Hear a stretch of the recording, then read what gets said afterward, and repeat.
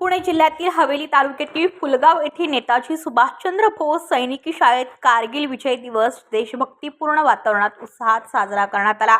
कार्यक्रमाला लोकसेवा प्रतिष्ठानचे पदाधिकारी, शाळेचे प्राचार्य, शिक्षक, कारगिल योद्धे, पालक आणि विद्यार्थी मोठ्या संख्येने उपस्थित होते। यावेळी कारगिल युद्धातील शूर जवानांच्या अद्वितीय पराक्रमाला अभिवादन करण्यात आले। मान्यवरांनी विद्यार्थ्यांना राष्ट्रप्रेम, शिस्त, प्रामाणिकपणा आणि राष्ट्रसेवेची प्रेरणा देत देशासाठी योगदान देण्याचे आवाहन केले।